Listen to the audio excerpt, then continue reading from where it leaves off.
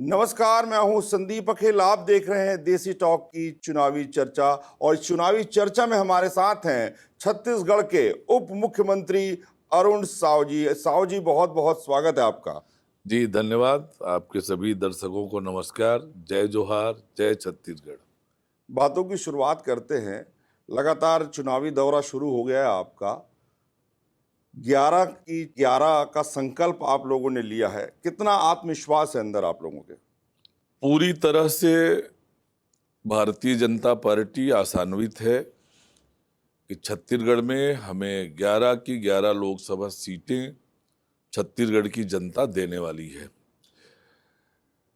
जिस प्रकार से पिछले 10 सालों में नरेंद्र मोदी जी की सरकार ने आम लोगों के जीवन में परिवर्तन लाने का काम किया है, जिस प्रकार से देश का उन्होंने विकास किया है, देश को आंतरिक और बाह्य रूप से सुरक्षित किया है, दुनिया में भारत का मान सम्मान और गौरव बढ़ाया है, देश की अर्थव्यवस्था को मजबूत किया है और 100 दिनों में प्रदेश की भारतीय जनता पार्टी की विष्णुदेव साय जी के नेतृत्व वाली सरकार ने मोदी की गारंटी को पूरा करने का जो काम किया है, तो एक तरफ ये सारी बातें हैं, दूसरी तरफ कांग्रेस के हालात तो बहुत बुरी हो चली है। कांग्रेस की टिकट लेने को कोई तैयार नहीं थी। कहीं से उठाकर कहीं भेजा, कहीं से उठाकर कहीं भेजा। एक ही जिले से जो है वो चार अलग चार प्रत्याशी जो हैं चार प्रत्याशी दे दिए हैं जी। और कोई बोलता है मैं लड़ना नहीं चाहता था।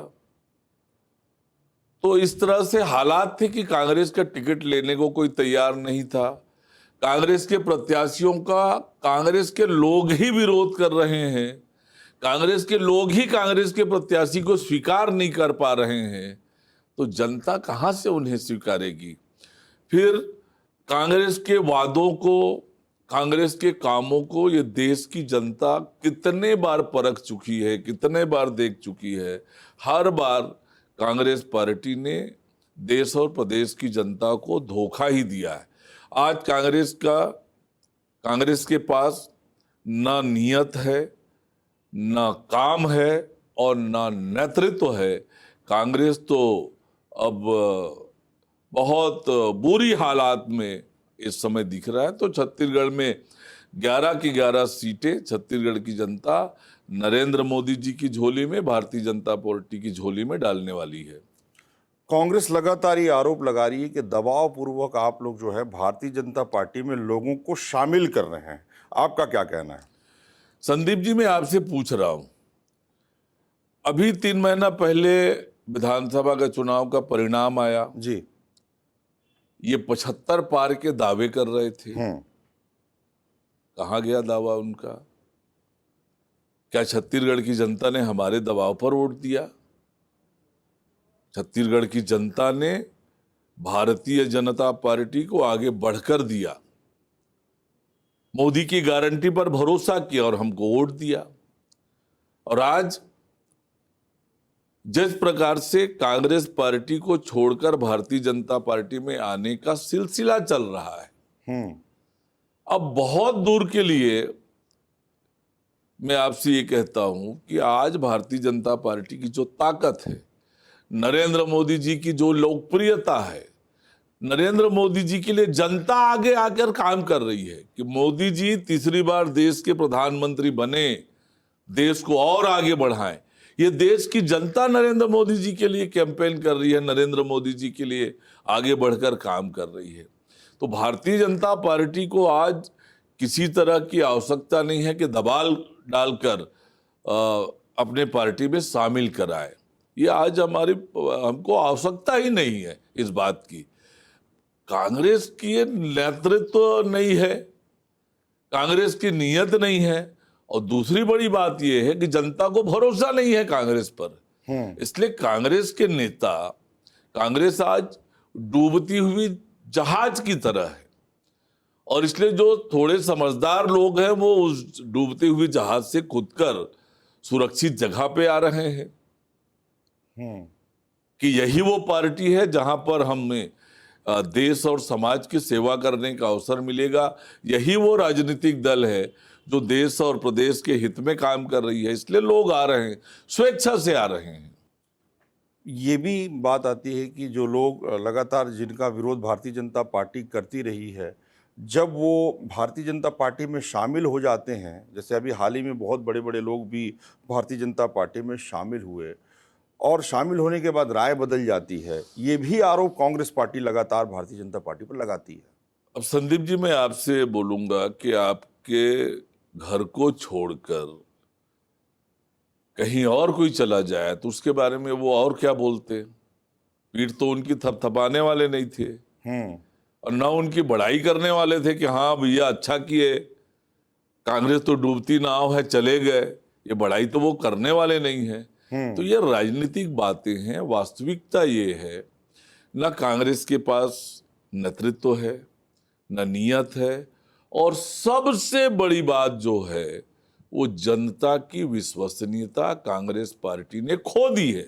जनता दूर जा चुकी है और इसलिए जिसका राजनीति में आगे बढ़ने का सोच हो, आगे बढ़ना चाहता हो, तो उसके पास भारतीय जनता पार्टी से अच्छा अवसर हो नहीं सकता है काम करने का। देश और समाज के लिए भारतीय जनता पार्टी से कोई दूसरी अन्य राजनीतिक दल नहीं है, क्योंकि आज भारतीय जनता पार्टी के पास एक वैश्विक नेता है, दुनिया के सबसे लोकप्रिय नेता है, जो आम लोगों के जीवन में परिवर्तन लाने का काम कर रहे हैं, दुनिया में भारत का मान सम्मान और गौरव बढ़ाने का काम कर रहे हैं। हर एक भारतीय का सपना है कि हमारा देश का दुनिया में मान सम्मान हो, हमारा देश विकसित हो, हमारे देश की अर्थव्यवस्था मजबूत हो, हमारे देश आंतरिक और बाह्य रूप से सुरक्षित हो। आम भारतीय यही चाहता है और वो करने का काम नरेंद्र मोदी जी कर रहे हैं। इसलिए कांग्रेस का देश के आम जनता भी नरेंद्र मोदी जी के साथ जुड़कर काम करने के लिए आगे बढ़ रही है। जी, महतारी वंदन योजना का हमने परिणाम देखा। आप लोगों ने घोषणा की, उसके ऊपर अमली जामा भी पहनाया और कुछ दिन पहले जो है लोगों के खाते में पैसे भी आ गए। उसी तर्ज पर कांग्रेस ने भी घोषणा की है कि साल में 1 लाख रुपया मिलेगा। उसका कितना प्रभाव आपको लगता है पड़ेगा जनता पे? कांग्रेस पार्टी की नीयत को देश की जनता, जैसे मैंने आपको पहले ही कहा, बार बार देख चुके हैं, परख चुके हैं। छत्तीसगढ़ के लोगों ने तो अभी अभी परखा है। बड़े बड़े वायदे किए थे, एक भी वादा पूरा नहीं किया 5 साल में, एक भी वादा पूरा नहीं किया। माताओं बहनों को 500 रुपए प्रति महीना देने का कहा था, नहीं दिया। ऐसे कितने वादे हैं जो उन्होंने पूरा नहीं किया। और दूसरी तरफ भारतीय जनता पार्टी ने 100 दिन में जितने बड़े वायदे थे, सारे बड़े वायदे भारतीय जनता पार्टी की सरकार ने विष्णुदेव साय जी के नेतृत्व में पूरा कर दिया। और मोदी की गारंटी, मतलब गारंटी के पूरा होने की गारंटी, ये मोदी की गारंटी है। और कांग्रेस ने तो हर बार धोखा दिया है। सन 70 से लेकर आज तक कांग्रेस का इतिहास देखें, गरीबी हटाओ का नारा देके गरीबों का वोट ले लिया। किसकी गरीबी हटाई? केवल देश के जनता को बेवकूफ बनाना, धोखा देना, यही कांग्रेस ने किया है आज। इसलिए कांग्रेस की हालात ये है, बदतर स्थिति में चली गई है कांग्रेस। तो कांग्रेस के किसी वादे पर देश की जनता को, प्रदेश की जनता को बिल्कुल भी भरोसा नहीं है, क्योंकि इन्होंने हर बार देश और प्रदेश की जनता को ठगा है, धोखा दिया है। छत्तीसगढ़ के पूर्व मुख्यमंत्री भूपेश बघेल ने ये लगातार ये आरोप लगा रहे हैं कि बहुत कम दिनों में ही जो गारंटी की बात आप लगातार बता रहे हैं, वो गारंटी जो है वो नहीं देखने को मिल रही है, फेल हो गई है सरकार। उसके बाद वो अपने सोशल मीडिया के माध्यम से ये भी डाल रहे हैं, राशन कार्ड का पोस्ट भी डाल रहे हैं कि 7 किलो प्रति व्यक्ति वाली योजना भी बंद हो गई है। कोई योजना बंद नहीं हुई है। देखिए, हमने मोदी की गारंटी में क्या कहा था जी, हमारी सरकार बनेगी, मुख्यमंत्री आवास में जाने से पहले प्रधानमंत्री आवास 18 लाख की फाइल में दस्तखत करेंगे और तब मुख्यमंत्री आवास में प्रवेश करेंगे। 13 तारीख को हम लोगों ने शपथ लिया, मुख्यमंत्री जी ने और हम दोनों उप मुख्यमंत्री ने 13 को शपथ लिया। 14 को कैबिनेट की बैठक करके 18 लाख प्रधानमंत्री आवास की स्वीकृति कर दी। अब वो प्रक्रियाधीन है, राज्यांश की हमने व्यवस्था कर ली है। आने वाले समय में लोगों को प्रधानमंत्री आवास मिलने का सिलसिला प्रारंभ हो जाएगा। दूसरी बात, हमने वादा किया था मोदी की गारंटी में कि हम 25 दिसंबर को 2 साल का पुराना बोनस, जिसे देने का वायदा कांग्रेस पार्टी 5 साल में नहीं कर पाई, उसको हमने कितने दिन में कर दिया? 12 दिन में संदीप जी, 12 दिन में पूरा किया। 25 दिसंबर कहा था, 25 दिसंबर को 12 लाख किसानों के खाते में 3,716 करोड़ रुपए डाल दिया। और पीएससी घोटाले का सीबीआई जांच की आदेश कर दिया। महतारी वंदन योजना राशि दे दी, 70 लाख बहनों को उनके खाते में चला गया। 21 क्विंटल धान खरीदेंगे बोले थे, खरीद लिया। 3100 रुपए का भाव देंगे बोले थे। रिकॉर्ड धान खरीदी भी हुई है। रिकॉर्ड धान 1,45,000 मीट्रिक टन धान खरीदी हुई। एक एक धान का कीमत 13,320 करोड़ रुपए किसानों के खाते में 12 मार्च को डाल दिए। ये कौन सी बात करते हैं ये? 24,72,000 किसानों के खाते में 18 लाख प्रधानमंत्री आवास, 12 लाख किसानों को 2 साल का पुराना बोनस, 70 लाख माताओं बहनों को महतारी वंदन, 24,72,000 किसानों को 3,100 रुपया क्विंटल के भाव से पूरी राशि एक मुश्त। ये 2,500 बोलते थे, वादा किए थे। 2,500 किसी किसान को कभी नहीं मिला है। 4 किस्तों में देते थे। 2,500 रुपए में 2,100 तो मोदी जी की केंद्र सरकार से मिलता था। 200-250 रुपए दे के ढिढोरा पुटते थे, 2,500 बोल के 4 किस्तों में देते थे किसानों को तरसा तरसा के। और हमने जो कहा था, कितना बड़ा काम, यही तो हमारे बड़े वायदे थे, जिन वादों को पूरा कर दिया हमने 100 दिन में, जिसकी कल्पना ये कभी कर नहीं सकते। इसीलिए मैंने कहा यह मोदी की गारंटी थी। मोदी की गारंटी यानी गारंटी के पूरा होने की गारंटी। देश के किसी राज्य का इतिहास में इतने कम दिनों में इतने बड़े बड़े वादा पूरा करने का काम कहीं नहीं हुआ होगा जो छत्तीसगढ़ में भारतीय जनता पार्टी की सरकार विष्णुदेव साय जी के नेतृत्व में किया है। कितना प्रभाव पड़ेगा? राम मंदिर 500 साल का वो इंतज़ार, और उसके बाद वो शुभ घड़ी आती है 22 जनवरी का दिन, जब प्रभु रामलला जो है विराजमान होते हैं। राजनीतिक दृष्टिकोण से यदि देखें, क्योंकि ये मोदी जी के कार्यकाल में निर्माण हुआ है, राजनीति में इसका कितना लाभ मिलेगा? देखिए, वास्तव में अयोध्या में भगवान श्री राम जी के भव्य और दिव्य मंदिर का निर्माण हो, ये कोई राजनीतिक विषय नहीं है। ये 500 सालों के संघर्ष चला है कि जो जन्मस्थली है भगवान श्री राम के, वहां पर भव्य और दिव्य मंदिर का निर्माण हो, जिसे ध्वस्त किया गया था। ये आम भारतीयों का सपना था और उसके लिए लंबा संघर्ष चला है। कितने लोगों के बलिदानी हुई इस पे, उन्होंने अपना सर्वस्व न्यौछावर किया। और ये देश के आम लोगों के आस्था का विषय था, जो पूरा हुआ है 500 सालों का संघर्ष।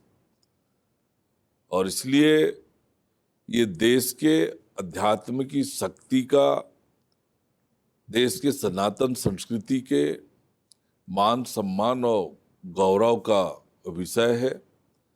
और प्रधानमंत्री के नाते माननीय नरेंद्र मोदी जी ने प्राण प्रतिष्ठा की, तो एक देश का आस्था और विश्वास का, देश और दुनिया में रहने वाले भगवान राम को मानने वाले लोगों के लिए बहुत ही आनंद का विषय है। और ऐसे आनंद के विषय में भी कांग्रेस पार्टी ने जो किया, वो तो उसकी जितनी निंदा की जाए कम है। सामान्यतया जब कोई निमंत्रण, कोई न्योता किसी को मिलता है, उस निमंत्रण के अनुरूप वो वहां जाए या ना जाए, लेकिन निमंत्रण को ठुकराता कोई व्यक्ति नहीं है। निमंत्रण को ठुकराना मतलब निमंत्रण देने वाले को अपमानित करना। ये घोर पाप कांग्रेस पार्टी ने किया। भगवान राम के मंदिर के प्राण प्रतिष्ठा समारोह के निमंत्रण को ठुकराना, ये अद्भुत है साहब। ये कांग्रेस के चरित्र बताता है। कांग्रेस ये भी कहती है कि जब भी आप लोग की सत्ता आती है या देश में 10 सालों से मोदी जी हैं, तो सांप्रदायिक जो ताकतें हैं वो बढ़ रही हैं, सौहार्द जो है, आपसी भाईचारा वो बिगड़ जाता है। तो इस बात में कितनी सच्चाई है, और उप मुख्यमंत्री होने के नाते आपका क्या दृष्टिकोण है? हमने पिछले 5 सालों में कांग्रेस की सरकार छत्तीसगढ़ में देखी। कर्फ्यू लगा कवर्धा में, बीरनपुर में भुवनेश्वर साहू की हत्या हुई, नारायणपुर की घटना हमने देखा, और अनेक घटनाएं हुई। वो सांप्रदायिक घटनाएं थी जो कांग्रेस की सरकार के समय में सरकार के संरक्षण में हुई। पहली बार कर्फ्यू लगा, बीरनपुर में 100 दिन से अधिक धारा 144 लगी। ये राज्य सरकार की विफलता और राज्य सरकार के करतूतों का इससे बड़ा उदाहरण नहीं हो सकता है। आज देश में नरेंद्र मोदी जी के नेतृत्व में सरकार है। आप बताते हैं सांप्रदायिक दंगे, और यदि किसी ने कोशिश की, कैसे वो एक्सपोज हुए कि वो कौन लोग थे, किस नियत से कर रहे थे, किससे जुड़े हुए लोग थे वो। तो ये कांग्रेस पार्टी ने ही तुष्टीकरण की राजनीति की है। भारतीय जनता पार्टी तो सबका साथ, सबका विकास, सबका विश्वास और सबका प्रयास, ये हमारा मूल मंत्र है जिसको लेकर हम काम कर रहे हैं। मोदी जी की किसी योजना में आप देखें, धर्म संप्रदाय के आधार पर कोई भेद है? डराते थे लोग किसी भी योजना में, किसी भी काम में। तो ये तो लोगों के बीच भय दिखाकर, लोगों को डराकर, भ्रम फैलाकर ये इतने साल तक देश और प्रदेशों में राज करते रहे। आज जब एक्सपोज हो गए हैं पूरी तरह से, बिखर रही है कांग्रेस पार्टी। क्या हालात है कांग्रेस पार्टी के। तो कांग्रेस का चाल चरित्र उजागर हो चुका है दुनिया के सामने। मोदी का परिवार आप सभी लिखते हैं। यदि इसको शाब्दिक अर्थ में हम कहें या समझने के भावनात्मक रूप में यदि समझना चाहें, तो मोदी का परिवार का आशय क्या हुआ? जिस दिन से प्रधानमंत्री के रूप में माननीय नरेंद्र मोदी जी ने कार्यभार संभाला है, तब से देशवासियों को परिजन संबोधित करते हैं, मेरे परिजन। और देश के प्रधानमंत्री देश के लोगों को अपना परिवार ही मानते हैं, और देश के मुखिया हैं वो, और इसलिए देश के लोग उनके परिवार के सदस्य हैं। और हमेशा उन्होंने कहा है कि मेरे देश के 130 करोड़ परिवारजन, देश को परिवार के रूप में ही उन्होंने चलाया है। और इसीलिए उन्होंने कहा भी सबका साथ सबका विकास। तो हम सब मोदी जी के परिवार के हिस्से हैं, हमारे वो संरक्षक हैं, उनके मार्गदर्शन में हम लोग काम कर रहे हैं। राजनीतिक सुचिता की हम हमेशा बात करते हैं। आप बड़े एक सौम्य नेता के रूप में जाने जाते हैं और जब आवश्यकता पड़ती है तो जब जहाँ पे उग्रता दिखानी है, जहाँ पर कान खींचना, उसमें भी आप माहिर हैं, इसमें कोई दो राय नहीं है राजनीति में। अभी एक दो घटनाएं ऐसी हुई देश में जिसमें टिकट मिलती है कंगना रनौत को और जिस प्रकार से टिप्पणी आती है, उसे लेकर आप क्या कहना चाहेंगे? देखिए, जिस प्रकार से कंगना रनौत जी के विषय पे सोशल मीडिया में कांग्रेस की प्रवक्ता ने लिखा और उस पर क्षमा मांगने के बजाय उस पर जो उन्होंने एक्सप्लेनेशन दिया, बहुत दुर्भाग्यजनक है, बहुत दुर्भाग्यजनक है। ये हमारा देश, हमारी संस्कृति, हमारी सभ्यता, नारी सम्मान की सभ्यता और संस्कृति रही है। और इसलिए राजनीति में शब्दों की मर्यादा और सुचिता का तो पूरा ध्यान होना चाहिए। अपने शब्दों को, राजनीति होती है लड़ें झगड़ें, पर सिद्धांतों के लिए, अपनी पार्टी की विचारधारा के लिए लड़ें, कोई दिक्कत नहीं है। पर किसी पर चारित्रिक रूप से, किसी के निजी जीवन पर इस तरह की टिप्पणी बिल्कुल वाजिब नहीं है। कांग्रेस कह रही है कि हम पूरी मजबूती के साथ चुनाव लड़ रहे हैं। पूर्व मुख्यमंत्री भूपेश बघेल के बयान लगातार आ रहे हैं। ठीक है, राजनांदगांव में जो कार्यकर्ताओं का विरोध वो भी लोगों ने देखा है, लेकिन सब जगह ये कहा जा रहा है कि बहुत कम समय में ही, जो मैंने पहले भी कहा, कि मोह भंग हो गया है और लोग कांग्रेस को वापस ढूंढना चाह रहे हैं छत्तीसगढ़ में। तो छत्तीसगढ़ के लोकसभा चुनाव के संदर्भ में आपका क्या कहना है? देखिए, जिस प्रकार से आज कांग्रेस के प्रत्याशियों का जगह जगह पर विरोध हो रहा है, मैंने स्पष्ट रूप से कहा कि कांग्रेस के स्थानीय नेता ही अब कांग्रेस के प्रत्याशियों को स्वीकार नहीं कर रहे हैं। जब कांग्रेस पार्टी के लोग ही उन प्रत्याशियों को स्वीकार नहीं कर रहे हैं, तो उस क्षेत्र की जनता कहां से उनको स्वीकार करने वाली है? और बेबुनियाद, बिना आधार के कोई बात कह देना राजनीतिक रूप से बहुत आसान है। मैंने गिनाया आपको कि हमने गारंटी क्या क्या किया। आपने बताया जी। 18 लाख आवास, 12 लाख किसानों को 2 साल का बोनस, 70 लाख बहनों को महतारी वंदन योजना, 24,72,000 किसान। ये इनसे पूछ के तो देखें आप, ये हुआ है कि नहीं हुआ है? मोह भंग कैसे होगा? विश्वास बढ़ा है। आज माताओं बहनों को पूछो आप, तो कभी सपने में भी नहीं सोचा रहा होगा उन्होंने कि 100 दिन के अंदर उनको पैसा मिलेंगे। कभी किसान कल्पना भी नहीं किया होगा कि 100 दिन के अंदर उनको इतनी बड़ी राशि, 13,320 करोड़ रुपए, 3,100 रुपये क्विंटल का भाव उनको इतना जल्दी मिलेगा। किसान कल्पना भी नहीं किया होगा। वो हमने करके दिखाया। तो हमने जो कहा वो इतने कम समय में पूरा किया जिसकी कल्पना किसी को नहीं थी। जी, अंतिम में एक प्रश्न और मेरा, कि सभी कह रहे हैं और आप भी कहते हैं कि बहुत सारे बड़े बड़े नेता भी संपर्क में हैं, वो भारतीय जनता पार्टी में शामिल हो सकते हैं। कौन कौन हो सकते हैं ये पूछना तो ठीक नहीं है, लेकिन ऐसी सूचना कैसे आ रही है? देखिए, कल हम जगदलपुर गए, वहां की महापौर शामिल हो गई 6 पार्षदों के साथ। बहुमत में आ गए आप लोग वहाँ? बहुमत में आ गए, और अन्य दलों के लोग भी शामिल हुए बड़ी संख्या में, हजारों की संख्या में। आज हम डौंडी लोहारा गए थे, 30 सरपंचों के साथ 1,500 लोग भारतीय जनता पार्टी में शामिल हुए।